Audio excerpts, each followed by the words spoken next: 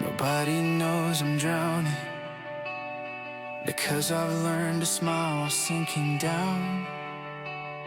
I wear the tie on Sunday and I shake the pastor's hand around. The bottle's in the closet, hidden underneath the winter coat, and the pills are in the briefcase where I keep the antidote. I'm the first one at the office, I'm the last one to go home. Not because I love the work, but because I'm terrified to be alone with a version of myself that only comes out after dark. The one who needs the substance just to quiet down the spark. It started with a doctor's note after the surgery in May. He said, take one for the pain, but the pain never went away. So one became two, and two became the floor, and the medicine that healed the body opened up a different door. Nobody staged an intervention, nobody saw the signs, because functioning addiction is the quietest of crimes. I still coach the little league, I still make the PTA. I just need a little something in my coffee to survive the day. But God sees the addiction that the Sunday shirt can't hide. He sees the 2 a.m. bargaining and the shame I push inside. He's not standing with the gavel, he's not keeping any score.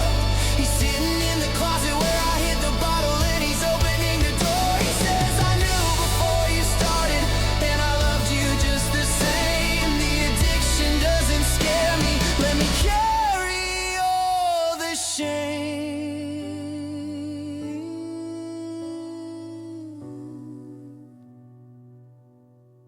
My wife found the receipts on a Tuesday in the drawer. She didn't scream, she didn't cry, she just stared at the floor, and the silence was louder than any argument could be. Because the woman that I married just discovered she doesn't fully know me. She said, how long? I said, a while. She said, why didn't you just say? I said, because the man you married isn't supposed to break this way. And the strongest word I ever spoke was the weakest thing I'd said. I need help, 2 syllables that weighed 1,000 tons of lead. The meeting room was cold and there were chairs in a circle on the floor. 12 strangers with the same disease I'd never named before. A man said, my name is David and I'm 90 days in. And the room said, welcome David, like the grace was genuine. I said, my name doesn't matter, but I'm 0 days today. And the room said, welcome brother, you just did the hardest thing, you stayed. And for the first time in 3 years, the weight began to lift. Not because I was fixed, but because I finally let God into the rift. And the Bible says that Paul had a thorn that wouldn't leave. He begged God 3 times to remove it, and God said, just believe that my grace is sufficient, and my power is made complete in the weakness that you're hiding, and the struggle underneath. So maybe the addiction is the thorn that brings me low, and maybe the recovery's the road where grace begins to flow. And maybe God allowed the battle so the testimony would be real, because the ones who've been delivered know the value of the heel. I'm not at the finish line, I'm somewhere on the track. Some days I run like David, some days I crawl right back. But the God who met me in the closet where the bottles used to live is the same God in the meeting room who taught me how to give my weakness to a power that's stronger than the pull. And the man who was half empty is learning how to become full. My wife held my hand last Sunday and she didn't let it go. My kids don't know the battle, but they'll know the man who chose to grow. And the closet where the bottle is now holds my Bible and my knees. The same space that held the bondage now holds the place I'm finally free. So if you're hiding something underneath the coat nobody checks, if the smile is just a wrapper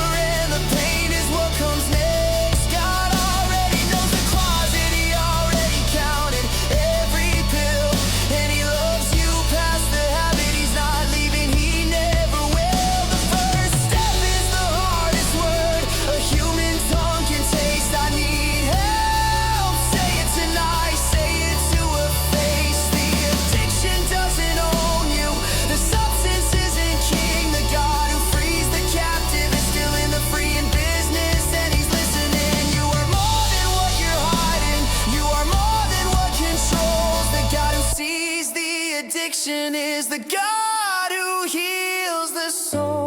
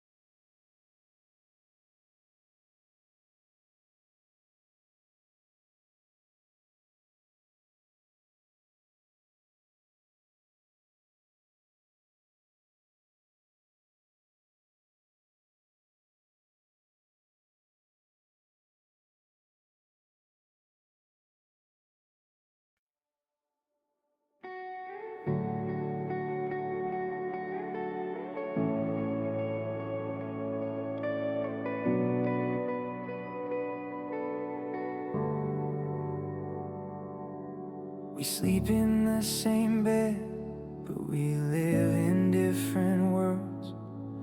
His back is turned toward my side like a wall between two shores.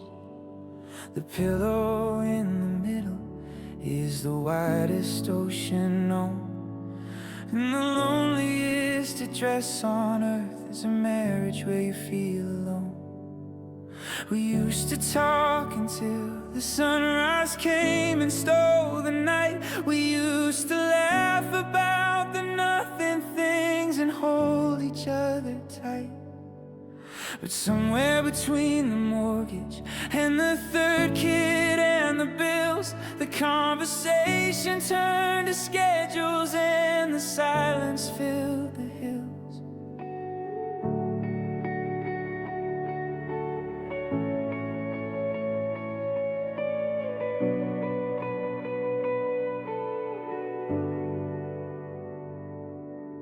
He's not a bad man, that's the part that makes it hard to name. He's not abusive or unfaithful, there's nobody else to blame.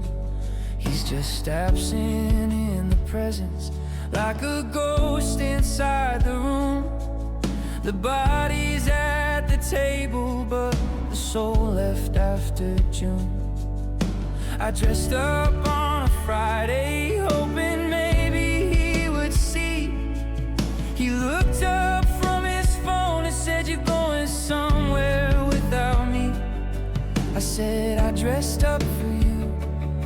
He said, "Oh, you look fine." And fine became a funeral for the romance on the vine. Lord, I'm married and I'm lonely, and I don't know who to tell, because the world says I should be grateful, and I know this isn't hell, but it's the purgatory of the heart that nobody understands. I'm holding on to a marriage with two empty hands. I didn't sign up for a roommate, I signed up for a friend. Lord, can you resurrect the love before we reach the end?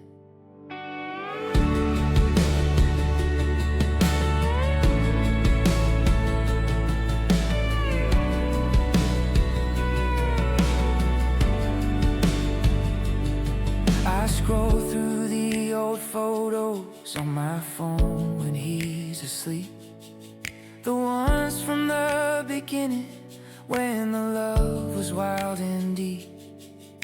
He used to write me letters, actual pen and actual page. Now the only thing he writes me is a grocery list of age. The kids don't see the silence, kids are loud enough to fill the void. But when the house goes quiet and the bedtime prayers are deployed, the two of us sit in the living room like strangers at a gate, waiting for a flight to somewhere, but we can't remember the gate. I told my sister once, she said, "At least he comes home every night." And she's right, he does, he comes home to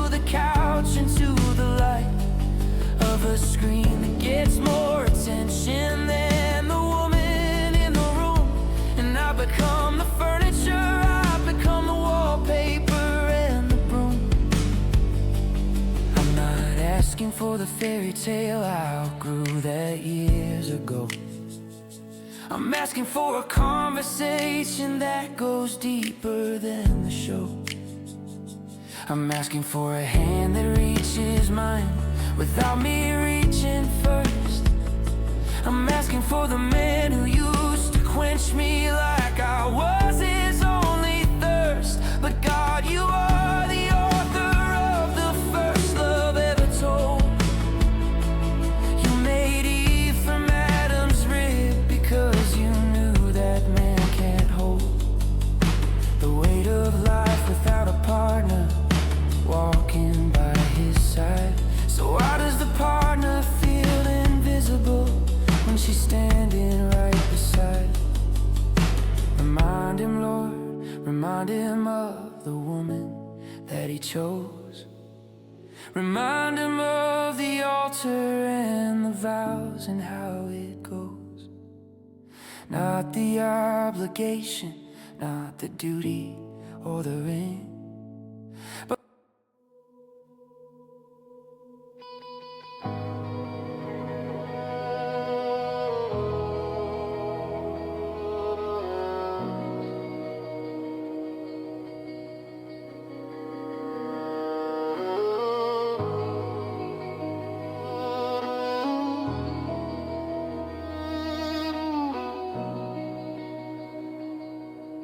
the nursery was yellow because we didn't want to know. The crib was built on Saturday, the mobile played so slow. I folded little onesies into drawers that smelled like hope, and the ultrasound was on the fridge, held up by a tiny note. We picked two names, one for a boy and one for a girl. We argued over middle names like they changed the world. We told the family at 12 weeks with a cake that said surprise, and everybody cheered and cried, and I never thought I'd see those same eyes filled with a different kind of tears just 7 days from now. A silence in the doctor's room and a monitor without a sound. She said, I'm sorry, there's no heartbeat, and the room went somewhere cold. My wife squeezed my hand so hard I thought the bones would fold. The screen was dark and the image froze on the little shape we'd loved, and the world kept spinning outside the window like nothing happened above. We drove home past the baby store where we'd picked the stroller out last week, and neither of us spoke a word because the words were just too weak. The house still smelled like painted walls, and the mobile still played its song, and the nursery that we built for joy became the room where grief belonged. Lord, how do I grieve a person that I never got to hold? How do I bury a future that was only 12 weeks old? There's no funeral for a heartbeat that the world says wasn't real, but the love I had was fully formed, and the loss is what I feel. Heaven has my baby, and I don't even have a name, but you knew them, Lord, you counted every cell, so hold them till I came. My wife didn't eat for 7 days, she just held the onesie to her face. She said, I failed them, and the lie was the cruelest kind of grace, because the body didn't fail, the body did the best it could. But the guilt of loss in a mother's heart doesn't hear what science understood. The people said the worst things with the kindest faces on. It wasn't meant to be.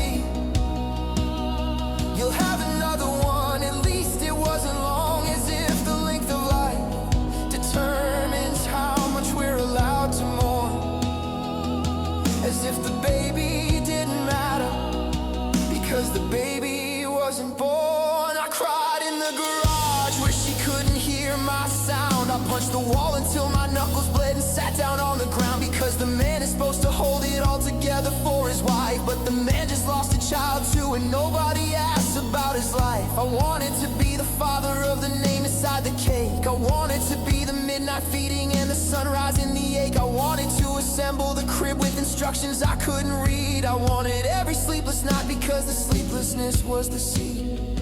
But God says I received your child the moment that the heartbeat ceased. I held them in my arms before the doctor spoke, and before your grief increased.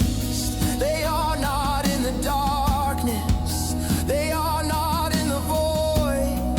They are dancing in the kingdom with the joy that's unalloyed. He says the nursery you painted is a shadow of the room I prepared for them in heaven, where the flowers always bloom. And one day you will hold them, not in a hospital bed, but in the eternal morning, where no heartbeat ever stops or sheds. We kept the door closed for a year, neither of us could walk inside. The yellow walls became a monument to the love that didn't die, because the baby may have left the body, but the love stayed in the bones.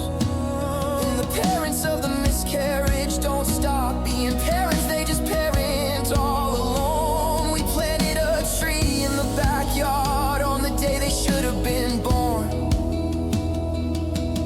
An oak because it's strong and it'll outlast every storm. And every spring when the leaves return, we look at it and say,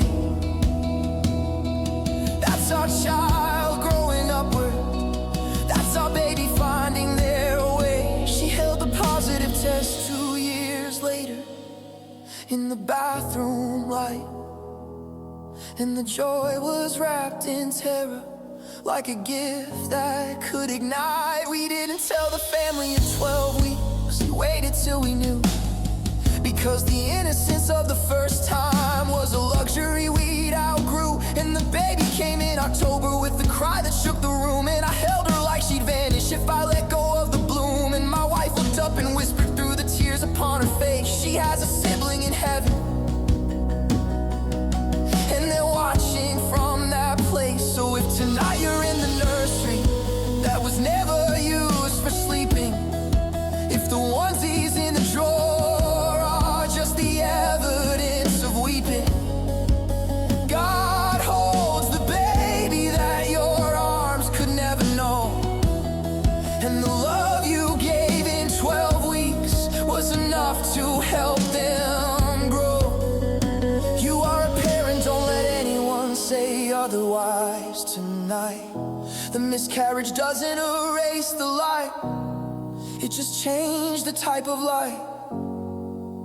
Heaven has your baby, and they know your voice by heart, because you talked to them for 12 weeks, and that was enough to start. You'll hold them one day face to face, with no monitors in the way.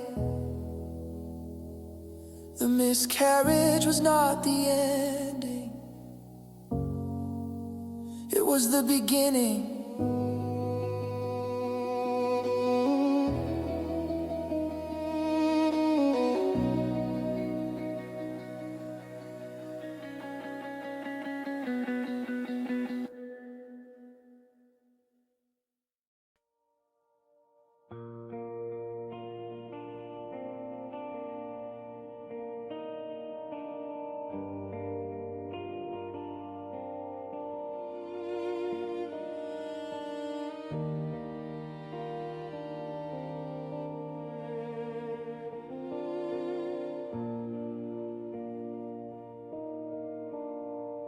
She used to sing the loudest in the children's choir on Sunday. She used to pray before her cereal like it was just another Monday. She memorized the books of the Bible by the time she turned 8. And the faith I planted in her garden grew up strong and grew up straight. But somewhere between 16 and the college application, she traded in the hymnal for a different conversation. She said, Mom, I don't believe anymore, I think it's all a myth. And the sentence hit the kitchen like a crack inside the fit. Commandment of my motherhood, the one that says train up a child. And I trained her, Lord, I trained her, but the training went to the wild. She stopped coming to church on a Sunday in November. She said it's not for me, and I tried hard to remember that faith is not inherited like the color of her eyes. It's chosen every morning, and some mornings faith just dies. I saw the Bible I gave her at her baptism on the shelf, untouched for 7 months, and gathering the dust of someone else. The bracelet with the cross I gave her for her 15th birthday is gone, and the daughter who once led the youth group says she's moving on. Lord, what do you do when the child you raised for heaven walks away, when the prayers you prayed for 20 years seem like they didn't stay? I'm not angry at her, I'm not angry at you. I'm just a mother standing in the gap between the promise and the view. She's out there somewhere, living like the faith was never real, but the seeds I planted don't expire. Lord, tell me how to feel. Her father says just give her space, she'll come around in time. But the mother in me panics like each day's a steeper climb.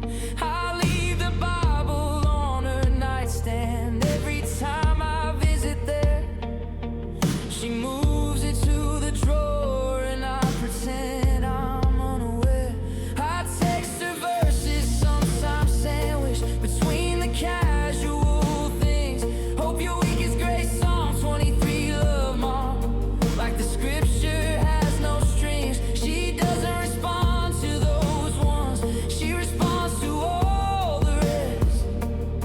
And the silence after the scripture is the silence I know best. Her friends are different now, they talk about the universe and vibes. They meditate to crystals and they trust the astral tides. And my daughter quotes the philosophers like they're the new apostles of the age. And the God of Abraham became a footnote on a page. I'm not supposed to argue, I'm not supposed to push. The pastor said just love her, be the garden, not the bush. But how do you watch the garden that you planted seed by seed become a wilderness that doesn't recognize the creed? But then I remember the prodigal who wandered from the home, and the father didn't chase him down the road or change the locks or moan. He waited and he prayed and he kept the road prepared. And the son came home when the son was ready, not when the father's scared. And maybe that's my role tonight, the parent on the porch who doesn't extinguish the candle but who holds the steady torch, who prays in the kitchen when the daughter's fast asleep, who waters invisible roots in gardens buried deep. My mother told me once she went through the same season with my dad. He left the church at 19 and it nearly drove her mad. She prayed for 14 years before he knelt back at the altar rail. And she said the prodigal returns, but the parents walk a longer trail. So I'll walk this trail, Lord, I'll walk it on my knees if I have to crawl. I'll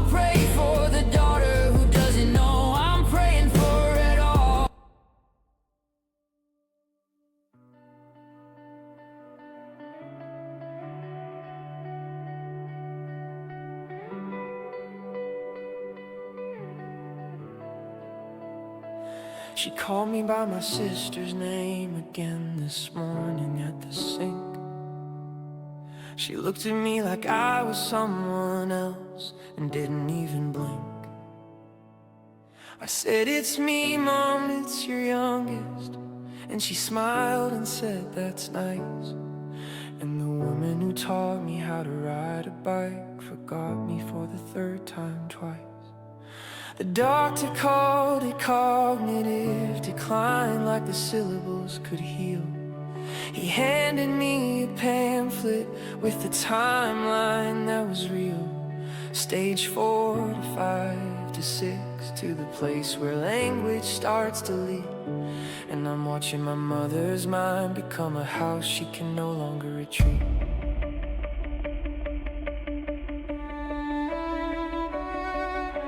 I moved her in last August, sold her house and packed her things.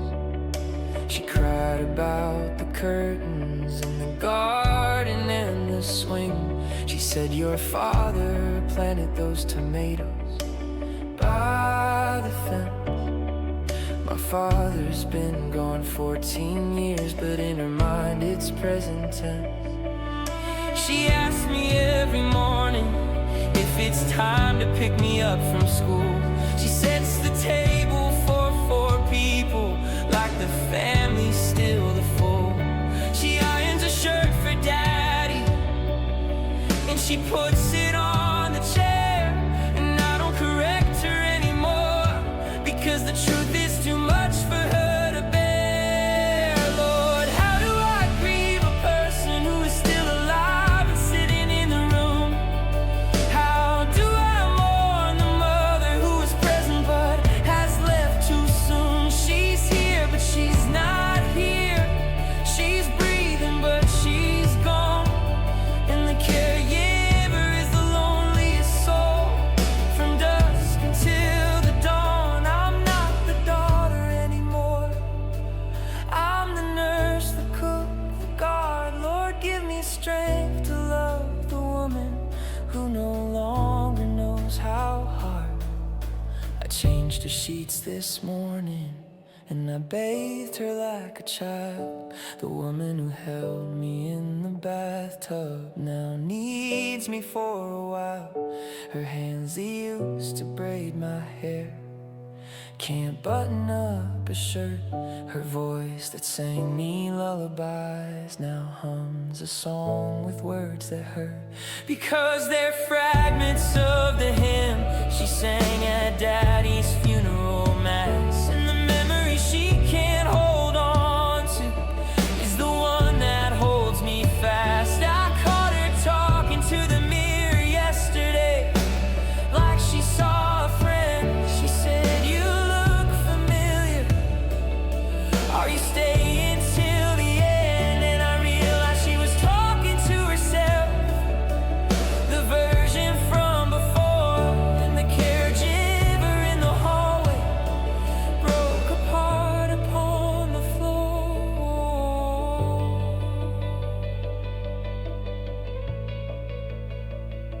My brother calls from Colorado once a month to ask how's Mom.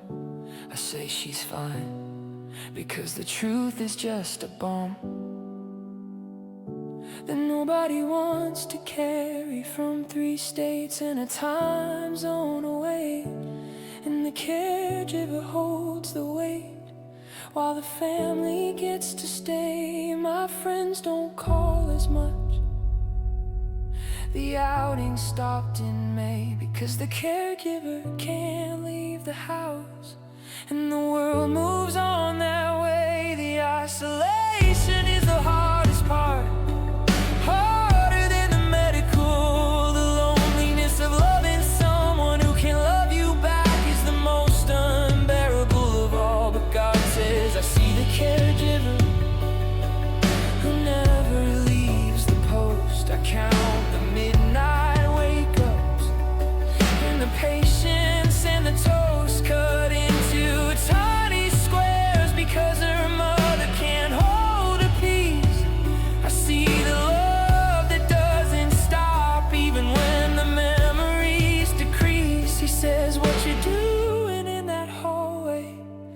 she calls you by the wrong name is the holiest kind of worship, because you answer just the same. You don't correct her, you don't cry in front of her face. You just say, yes, Mom, I'm here. And that's the definition of grace. She had a moment yesterday, a window in the fog. She looked at me and said my name, my real name. And the log of every forgotten day became a bonfire of her love. She said, you take such care of me, you're the angel from above. And then it closed the window shut. The fog came rolling back, and she asked me who I was again, and if I could help her pack for the trip she thinks is happening, the trip that doesn't exist. But for 30 seconds she was my mother, and that's the thing I'll never miss. I'll keep showing up, I'll keep answering the wrong name with a smile. I'll keep cutting toast in squares and walking down the hallway mile by mile, because the woman in that bedroom is the reason I exist. And the God who held her memory before it started slipping gave me this assignment, not as punishment, but as the highest form of love, to care for the one who cared for me with the strength that comes from above. And one day in heaven she'll remember everything at once, and she'll say my name, my real name, and we'll have the longest, sweetest months. So to